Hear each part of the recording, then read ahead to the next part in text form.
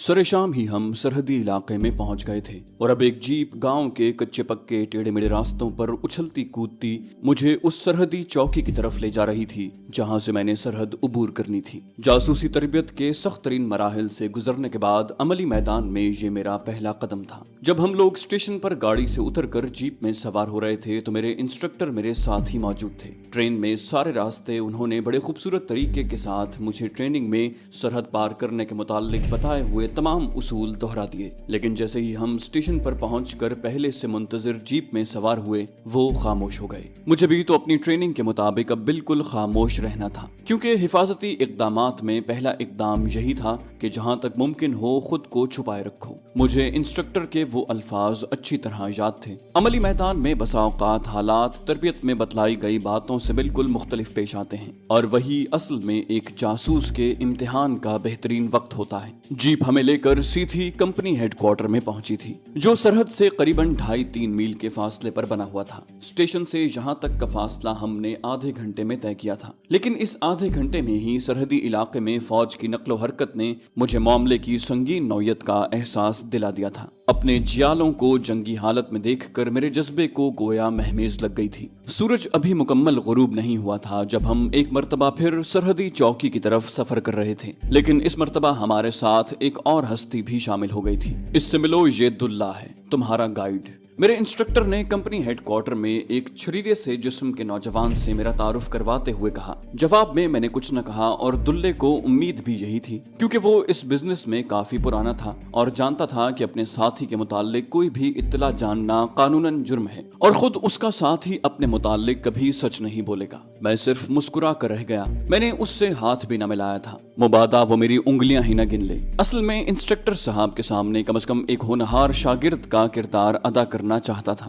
ऐसा होनहार और लायक शागिर्द जो अपने उस्ताद की मामूली मामूली बातों का एहतराम करता हो। हर जासूसी की तरबियत हासिल करने वाले को सबसे पहले गाइड से मुताल्लिक एक बात कही जाती थी, अपने गाइड पर शक करो, मुमकिन है वो डबल एजेंट हो। दुल्ला हमारे आगे आगे जा रहा था, मैं और इंस्ट्रक्टर साहब पीछे पीछे थे। मैंने भारतीय देहातियों वाले कपड़े पहन रखे थे और अपना हुलिया बिल्कुल मोने सिखों जैसा बना रखा था। मेरे इंस्ट्रक्टर के उस वक्त क्या जज्बात थे जब वो अपने शागिर्द को पहले मिशन पर रवाना कर रहा था, इसका अंदाजा कुछ मैं ही कर सकता था। पोस्ट तक पैदल चलते हुए वो मुझे उस इलाके की तफसीलात बता रहे थे जहां से मैंने सरहद उबूर करनी थी। सरहद उबूर करने के बाद आने वाले पहले गांव का नाम, पक्की सड़क कहां है, उनकी सरहदी चौकी किस तरफ है, उमूमन इंडियन बॉर्डर सिक्योरिटी फोर्स वाले किस इलाके पर ज्यादा नजर रखते हैं, महफूज रास्ता, रास्ते में आने वाले नदी नाले, उनका महले वकू, आबादी से मुताल्लिक मालूमात, गुरुद्वारे और मंदिर की निशानदही, थाने का अता पता, स्मगलरों के रास्ते और दीगर बातें।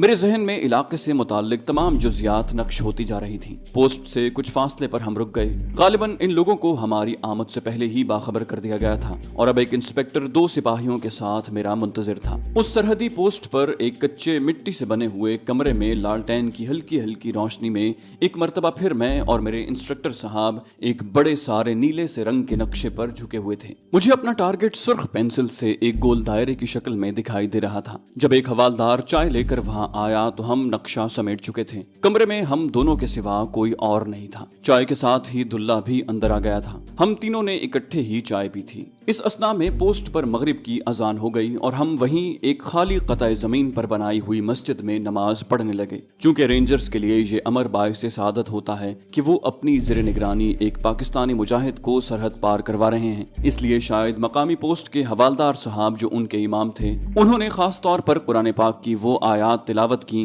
जिनमें अल्लाह के नेक बंदों की पहचान ये बताई गई थी कि वो हर वक्त अल्लाह के दुश्मनों से लड़ने के लिए कमर बस्ता रहते हैं। आयात की तिलावत और उनके जज्बात और रिक्कत अंगेज लहजे का उतार चढ़ाव कयामत ढा गया था और जब मैंने सलाम फेरा तो मेरे इर्द गिर्द तमाम मुक्तदियों की आंखों में भी आंसू झिलमिला रहे थे। थोड़ी देर बाद हम रुखसत हो रहे थे। पोस्ट पर ही मेरे इंस्ट्रक्टर साहब मुझसे बगलगिर हो गए, क्योंकि उन्हें अब यहाँ से वापस जाना था। उन्होंने मुझे सिर्फ यही कहा, खुदा हाफिज बेटे, अल्लाह निगहबान। जब वो दुल्ले से गले मिल रहे थे उनका सिर्फ एक फिक्रा मुझे सुनाई दिया, दुल्ले मेरे शेरे का ख्याल रखना, خدا حافظ۔ میری طرف دوبارہ دیکھے بغیر وہ واپسی کے لیے گھوم گئے۔ مجھے معلوم تھا کہ اب وہ میری طرف نہیں دیکھیں گے۔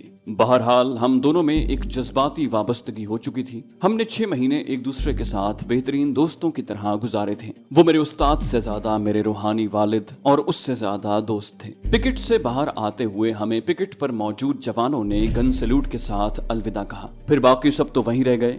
دلہ اور 2 مسلح جوان آگے آگے چل دیے اور میں ان کے پیچھے پیچھے۔ میرے کندھے سے ایک کپڑے کا تھیلا لٹکا ہوا تھا۔ اب میں مکمل بھارتی دیہاتی نظر آ رہا تھا۔ سرحدی لکیر پر ایک مخصوص مقام پر پہنچ کر دونوں محافظ رک گئے۔ انہوں نے تیزی سے پوزیشن لے لی تھی۔ اس وقت وہ بالکل رینجرز نظر آ رہے تھے، مستعد، چاقو چوبند، تیار بتیار۔ دونوں نے ایک مرتبہ پھر مجھے گن سیلوٹ دیا اور وہیں زمین پر بیٹھ گئے۔ میں نے سر کے اشارے سے سلام کا جواب دیا اور دلے کی مائیت میں سرزمین پاک سے سرزمین ہنود پر پہلا قدم رکھا۔ ہم دونوں ایک دوسرے سے 5 گز کے فاصلے پر چل رہے تھے۔ میرے منہ میں چوئنگم تھی جسے میں مسلسل چبا رہا تھا۔ چاروں طرف سناٹا تھا یا خدا کی ذات۔ اس وقت تو میں وہی کچھ کرتا آیا تھا جو ہمیں سکھایا جاتا ہے، لیکن اب وقت اس سے آگے بڑھ کر کچھ کرنے کا آ گیا تھا۔ مجھے اپنے متعلق ہمیشہ سے یہ خوش فہمی تھی کہ میں پتھر کے اعصاب رکھتا ہوں، لیکن بھارتی علاقے میں پہلا قدم رکھتے ہی میرے جسم میں سنسنی کی ایک تیز لہر دوڑ گئی۔ مجھے بتایا گیا تھا کہ پہلی مرتبہ سرحد پار کرتے ہوئے ایک جاسوس کو اس کیفیت سے بھی 2-4 ہونا پڑتا ہے، لیکن وہ وقتی چیز تھی۔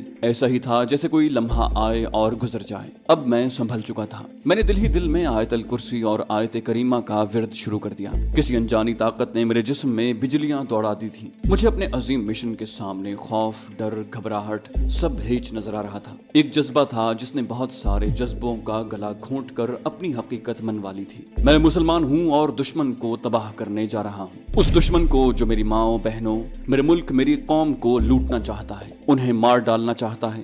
میں بقا کی جنگ لڑنے جا رہا ہوں، وہ بھی ایک ہیچ دشمن کے خلاف۔ دلہ بڑے اطمینان کے ساتھ آہستہ آہستہ قدم اٹھاتا میرے آگے چل رہا تھا۔ 2-3 منٹ تک مسلسل چلتے رہنے کے بعد وہ پلٹ کر دیکھ لیتا، کیونکہ اس کا لڑکپن اور جوانی انہی راستوں کو پھلانگتے گزری تھی۔ لیکن میرا بہرحال یہ پہلا تجربہ تھا۔ مجھے ہر قدم پھونک پھونک کر احتیاط کے ساتھ اٹھانا پڑتا۔ رات کے سناٹے میں پیروں کی ہلکی سی چاپ بھی فضا میں دھماکے کی طرح گونجتی ہے، اور پھر سیسے کی ایک گولی اور چھٹی۔ کیونکہ ایسے حالات جو ان دنوں سرحدوں کے دونوں طرف رونما ہو رہے تھے، ان حالات میں کوئی بھی سرحدی محافظ ہالٹ پکارنے کی مہلت دینے کو تیار نہ ہوتا۔ شاید یہی وجہ تھی کہ مجھ میں اور دلے میں فاصلہ بڑھ جاتا تھا۔ قریباً 1 گھنٹے تک ہم دونوں اسی طرح خاموشی سے چلتے رہے۔ پھر وہ ایک کھیت کے قریب رک گیا۔ ہاتھ کے اشارے سے اس نے مجھے وہیں بیٹھنے کو کہا اور خود سنگن لینے آگے چل دیا۔ اب ہم کسی حد تک محفوظ علاقے میں آ گئے تھے، لیکن سب سے خطرناک مرحلہ اب آنے والا تھا۔ ہمیں ایک نہر کو عبور کرنا تھا جس پر اکثر انڈین سیکورٹی والے ناکہ لگایا کرتے تھے۔ میں کھیت کے کنارے پر کماد کی فصل میں چھپ کر بیٹھ گیا۔ شاید دلہ پہلے یہ اطمینان کرنے گیا تھا کہ جھونپڑی خالی ہے یا اس میں کوئی موجود ہے۔ کوئی 3-4 منٹ کے بعد اس کی واپسی ہوئی۔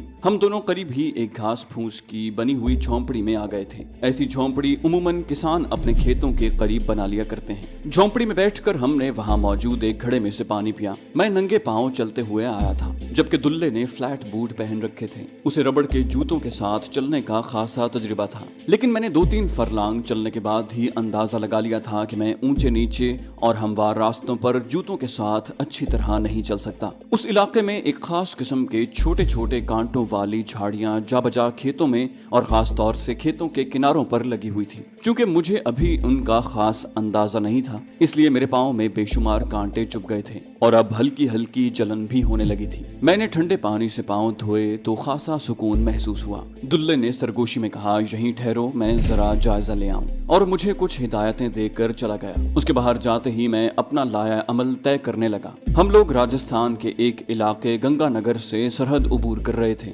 گنگا نگر پہلا سرحدی شہر تھا جو میرے ٹارگٹ کے راستے میں آتا تھا۔ دلے نے مجھے یہاں چھوڑ کر واپس چلے آنا تھا، جبکہ بعد میں اپنے ٹارگٹ تک مجھے اکیلے ہی سفر کرنا تھا۔ ایک مرتبہ پھر دل ہی دل میں نے اپنے ٹارگٹ کے متعلق اطلاعات اور سفر کے متعلق ضروری احتیاطیں دہرائیں، اور وہیں جھونپڑی میں کپڑا بچھا کر خشوع و خضوع کے ساتھ اللہ تعالیٰ کے حضور کامیابی کی دعا مانگی۔ میں اب بالکل پرسکون تھا، مطمئن اور آنے والے حالات کا مقابلہ کرنے کے لیے ہر وقت تیار۔ چند ہی منٹ بعد دلہ آ گیا۔ اس نے تیز سرگوشی کی، چلو جی، اور ہم چل دیے۔ میں نے اپنے پاس موجود انڈین کرنسی نوٹ پلاسٹک کی تھیلیوں میں پیک کر کے اپنے کپڑوں میں مختلف جگہ چھپا کر رکھے تھے۔ چلتے چلتے ہم نہر کے کنارے پہنچ گئے، وہاں اپنے کپڑے اتارے اور انہیں پلاسٹک کے تھیلوں میں اچھی طرح پیک کر کے ایک ڈوری کے ساتھ اپنے اپنے جسم سے باندھ لیا۔ اب ہم دونوں صرف انڈر ویئر اور بنیان کے ساتھ نہر عبور کر رہے تھے۔ نہر عبور کرنا پل سے رات عبور کرنے سے مشکل دکھائی دے رہا تھا۔ رات کو پانی میں پیدا ہونے والی معمولی سی آواز بھی دھماکہ پیدا کر دیتی ہے اور دوسرے ہی لمحے شیشے کی گولی ہمارا مقدر بن جاتی، کیونکہ نہر کے مختلف حصوں میں عموماً انڈین سیکیورٹی والے شکار کے منتظر رہتے ہیں۔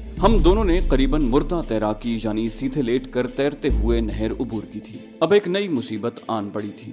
یہ نہر کناروں سے پکی تھی اور کنارے بھی خاصے اونچے تھے۔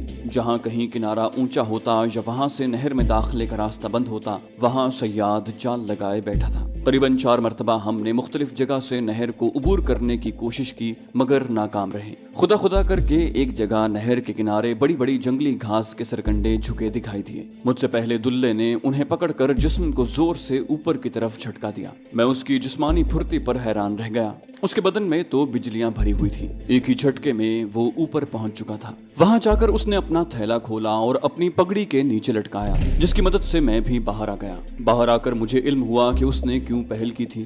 تیز اور نوکیلی گھاس نے اس کے ہاتھ لہو لہان کر دیے تھے۔ اسے علم تھا کہ میں نے ابھی اپنے ملک کے لیے بہت کام کرنا ہے، شاید اسی لیے اس نے مجھے تکلیف دینا مناسب نہیں سمجھا تھا۔ مجھے پہلی مرتبہ اس کی عظمت کا احساس ہوا۔ پگڑی کا پلو پانی میں بھگو کر میں نے اس کے ہاتھ اچھی طرح صاف کیے اور ایک ہاتھ پر کس کر پٹی باندھ دی، جس نے خون کا بہاؤ ختم کر دیا۔ وہ پٹی دلے نے تھوڑی دیر کے بعد ہی اتار دی۔ اس نے میرے پوچھنے کا مختصر سا جواب دیا، بولا خامخواہ کسی کا میری طرف متوجہ ہونا ٹھیک نہیں۔ ہم کھیتوں کے بیچوں بیچ چلے جا رہے تھے، فصلیں اپنے جوبن پر تھیں، کہیں کہیں سے سبزہ روندہ ہوا تھا۔ یہ وہ جگہ تھی جہاں سے انڈین کینوائے گزرا کرتے تھے اور اپنی لائی ہوئی تباہی اور بربادی کے نشان پیچھے چھوڑ جاتے تھے۔ کھیتوں کے بیچوں بیچ چلتے چلتے بالآخر ہم اس سڑک کے آخری کونے تک جا پہنچے جہاں سے ہمیں گنگا نگر شہر میں داخل ہونا تھا۔ شہر میں داخلے کے لیے بھی ایک بڑی نہر بنی ہوئی ہے اور داخلے کے لیے جہاں بھی نہر پر پل بنا ہوا تھا وہاں پر ایک ملٹری پوسٹ بھی موجود تھی۔ یہ سرد جنگ کا دور تھا۔ مشرقی پاکستان میں بھارتی مداخلت کاروں کی سرگرمیاں اپنے عروج پر تھیں۔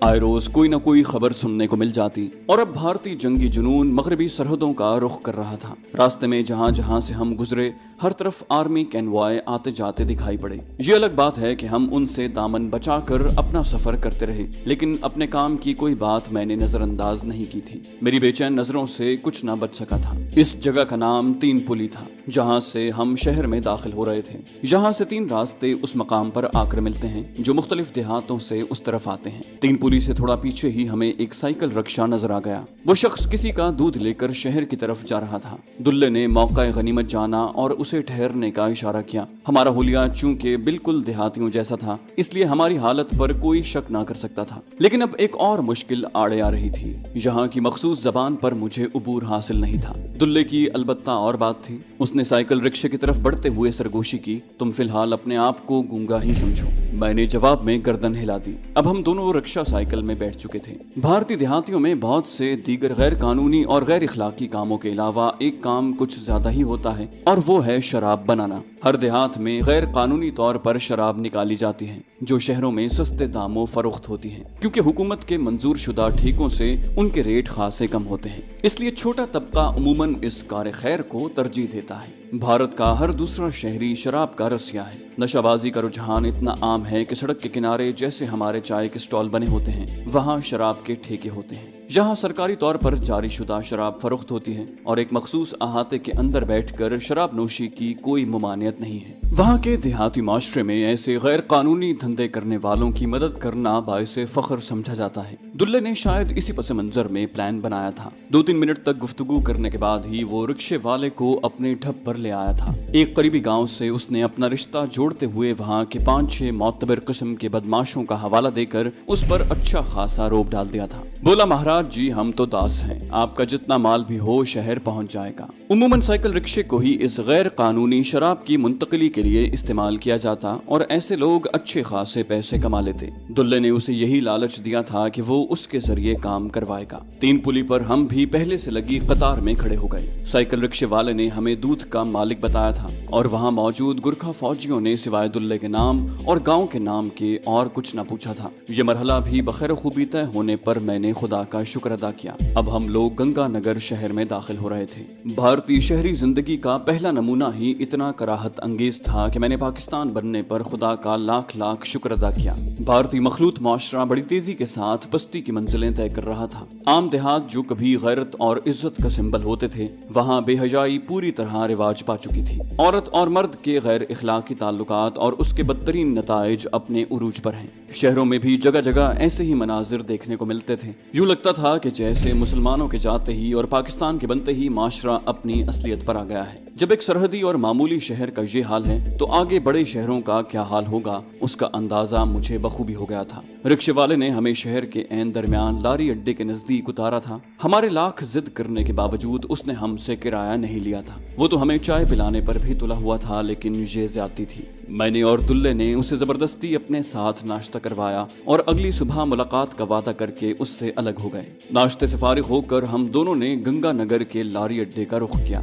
इस असना में मैंने गूंगा बने रहने में ही खैरियत जानी थी। उन लोगों के गुफ्तगू करने का मखसूस लहजा जहन नशीन कर रहा था। जब तक मुझे इस बात का यकीन न हो गया कि मैं यहाँ अजनबी और अलग अलग नजर नहीं आऊंगा, मैंने जबान बंद ही रखी। मुझे लुधियाने जाना था। किस्तों में सफर करना ही महफूज तरीन था। हम एक बस में बैठे और अबोहर की तरफ चल दिए।